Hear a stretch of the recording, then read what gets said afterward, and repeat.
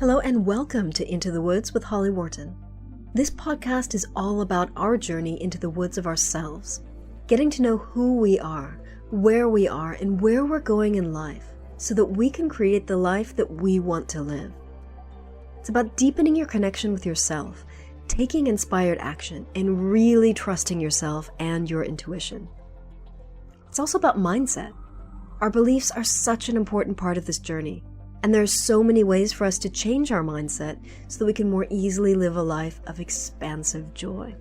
This podcast is also about going literally into the woods and spending time in nature, and how that can help us on our own personal journey of self-knowledge. Thank you so much for joining us today. Now let's get into this week's episode. Hello, adventurers, and welcome to the Into the Woods podcast, episode 458. This is your host, Holly Worton, and I'm back with another solo episode. Today, I'm talking about getting back to sports and adventures after a long break. Now, I actually had to check my list of podcast episodes that I've already done because I thought I did this one already, and I haven't. I talked about getting back to sports and adventures after injury, but this is a slightly different topic. So, as you may know, if you've been listening to this podcast for a while, I didn't do much kickboxing since COVID started. So first, that was because classes moved online and were only sporadically held in person due to the ins and outs of lockdown. And when it was held, I would go to class, but then we'd go back into lockdown, and I just don't have the space to do it at home, so it wasn't happening. And then, right when things started to get back to normal, I had a shoulder injury for all of last year. So I got back into kickboxing in January of this year, and that was super challenging. I was really, really nervous my first week back to classes. And despite the fact that we're now well into April, I'm still not back up to speed. It's taken longer than I thought it would, which means that I don't know if I'll be on track to do my next grading this year. And so this has got me reflecting on the mindset of returning to a sport after a long break. This isn't the first time it's happened to me. I quit running years ago, a couple times, more than once, before getting back into it during the first COVID lockdown. And that was tough too, but in a very different way. So I thought that this might be a useful topic to discuss with you because sometimes our fears and blocks and our mindset can get in the way of returning to a beloved sport, adventure, or activity. So basically what I'm going to be focusing on here is the mindset behind getting back into a sport or an adventure that we used to enjoy and maybe took some time off of for whatever reason, whether it was COVID, lockdown, injury, whatever. I am not a personal trainer. If you need a perspective on how to get back into the physical side of training again, I highly recommend that you speak to a coach or a trainer or someone who's a professional in that side of things. I'm going to be talking about mindset. So when you're thinking about going back to an old sport or adventure or activity, I think it's really important to get clear on your why. And I have a whole episode that talks about getting clear on your why for your adventures, and I'll link to that in the show notes.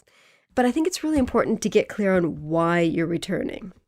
So for me, with kickboxing, it's because I just want to get back into doing this thing that I've been doing for years, and I want to achieve my black belt.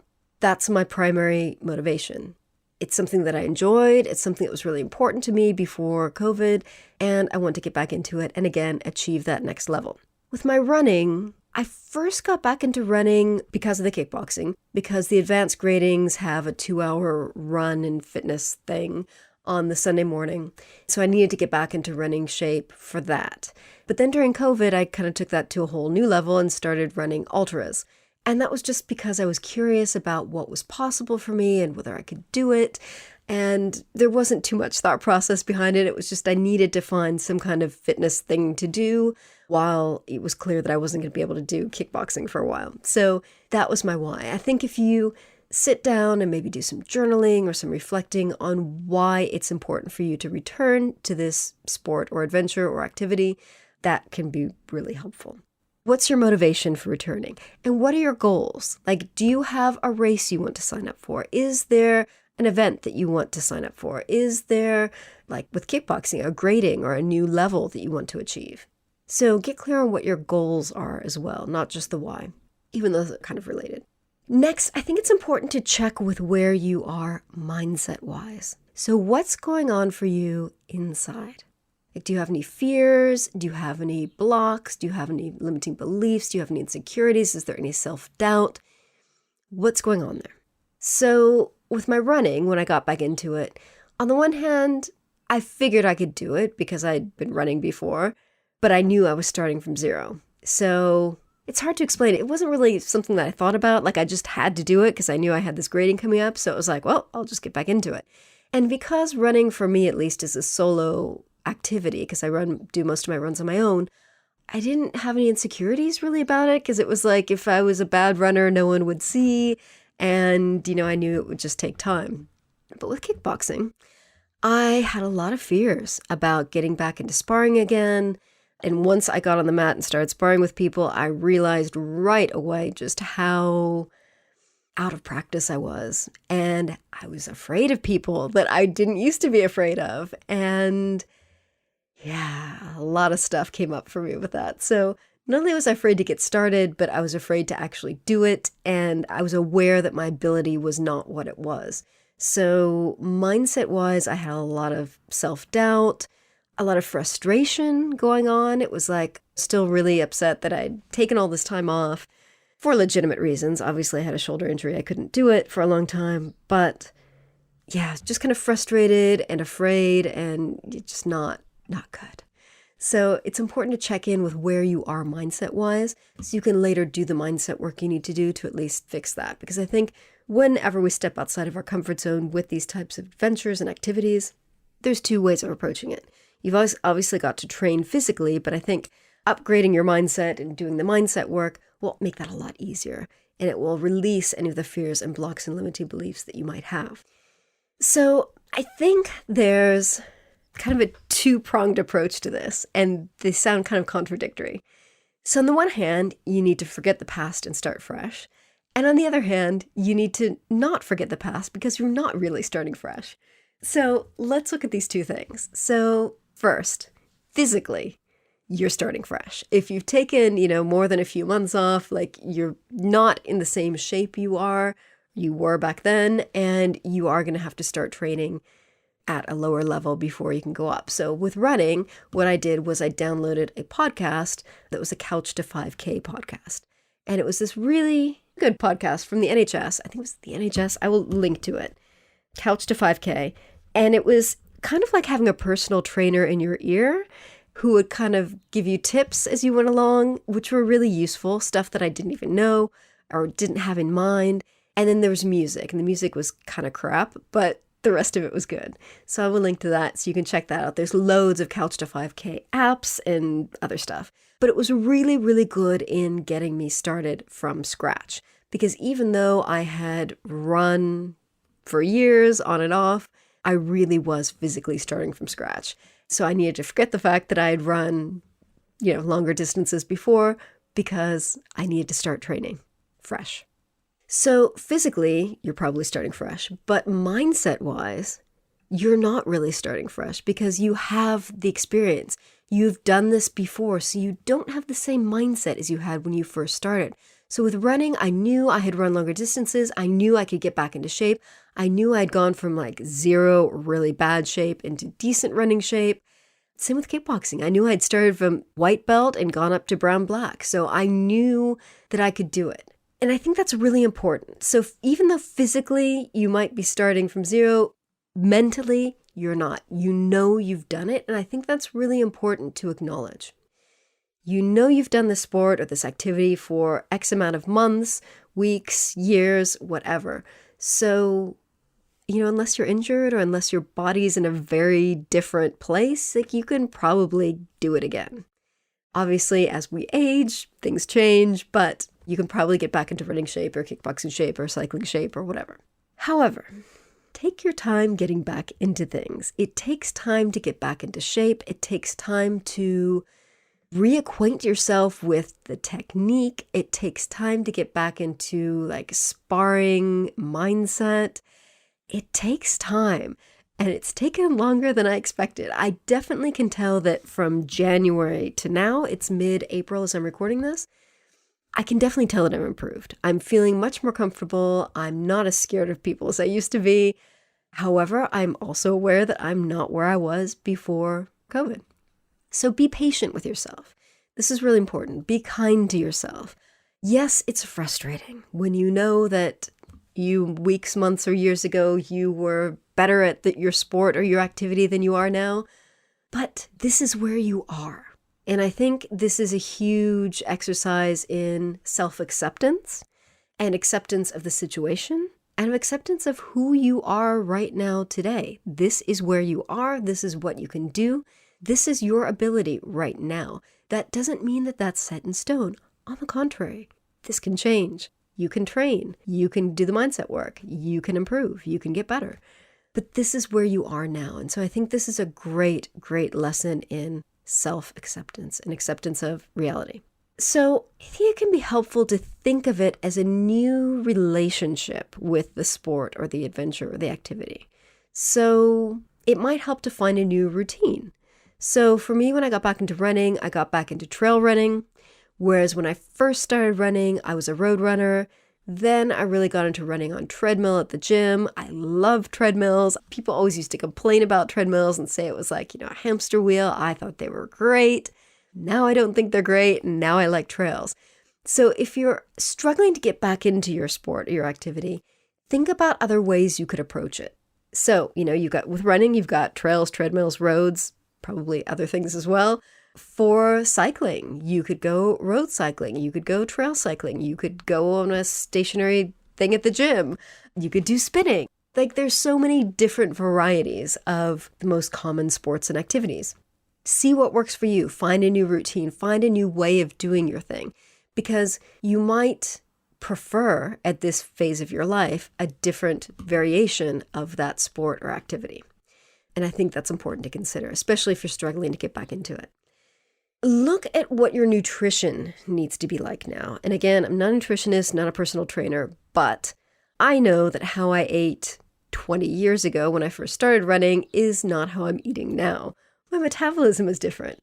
Now I'm doing intermittent fasting, whereas before I ate 3 meals a day. So think about what you need, and again, get professional help with that if you need to, but pay attention to that, because if you've had a big break in your activity, like several years, your physical needs might be different, which means that your nutrition needs might be different, which means that you might not be able to train as much as you used to, or you might just need to change how you're training. Again, be honest about where you are now. And this can be hard, especially if several years have gone by or time has gone by. But for me, it's been, 2 years since I was training regularly with kickboxing. So that's not a huge amount of time. And I was doing some kickboxing in those 2 years. But it's still frustrating. It's still really, really annoying. So I think if you can be honest with yourself about where you are and what your needs are now, that can help you get back on track. And in addition to that, I think it's important to say, don't compete with younger you. Again, this is where you are now. So my body isn't the same as it was 20 years ago or 10 years ago or 5 years ago. It's different. It's getting older. And I can't expect it to do the things that it used to do 20 years ago in the same way. However, I'm also aware that I'm running longer distances than I was 20 years ago. So also don't limit yourself based on your age, but just recognize that this is where you are. And again, get professional help, like see a coach, get some help if you are not able to train in the way that you want to. It can often help to have external professional help with that.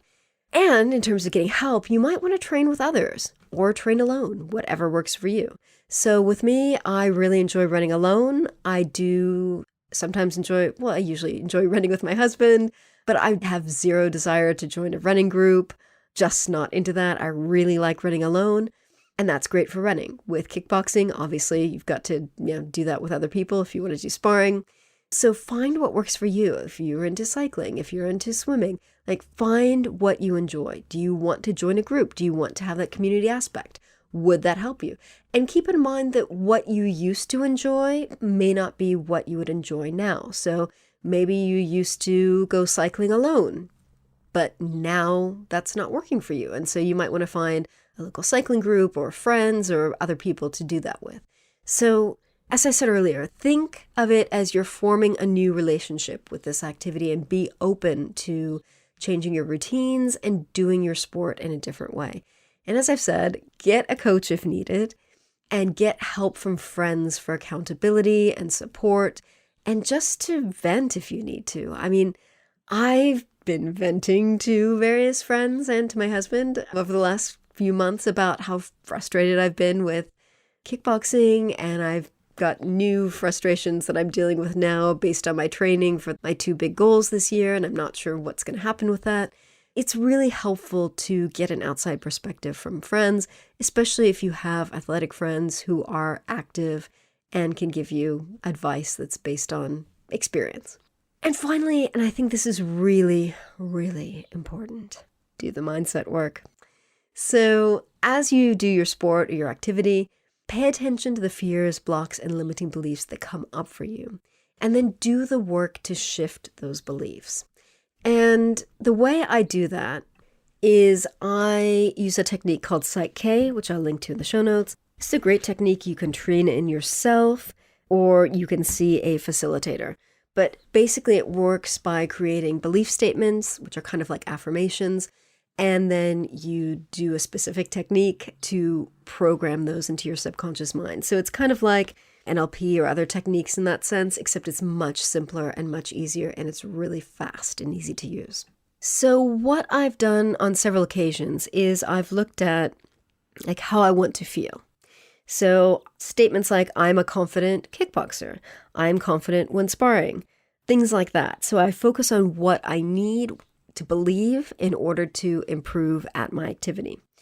To release fears, I've done some beliefs around I'm safe when sparring, I have the confidence that I need to get my black belt, statements like that. I'm kind of going through my notes as I'm saying this. Another thing that I did was I actually went online and Googled how to be good at sparring or something like that. And this is a really good tip. It really, really worked well for me. So I found a bunch of articles, made a bunch of notes on how to be good at sparring, and I balanced some belief statements for that. So like one of the things that I saw was something like always make the first strike, like always make the first punch or the first kick.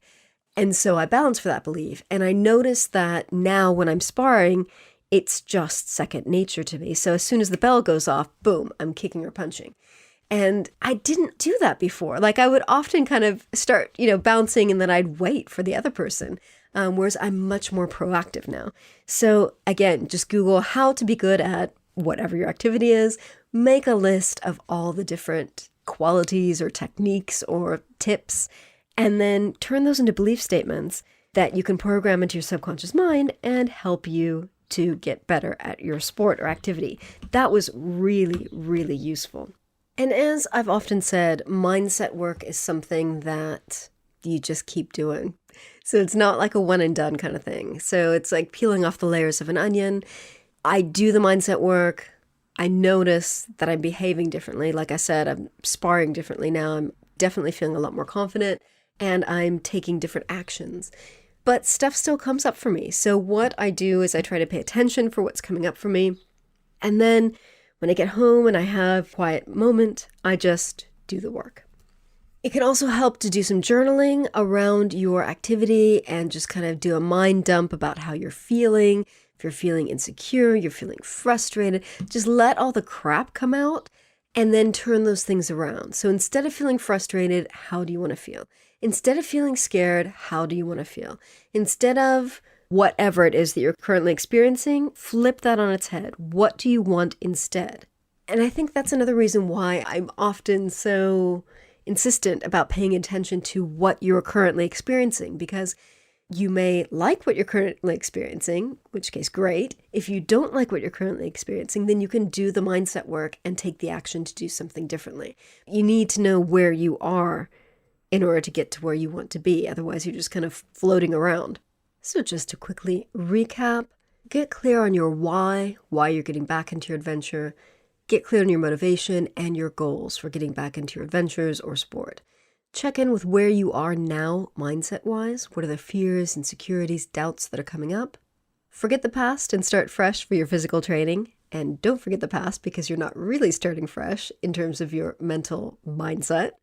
Take your time getting back into things, be patient, be kind to yourself, and think of it as a new relationship with the sport. Find a new routine if you need to, reassess your nutrition needs, be honest about where you are now, don't compete with younger you.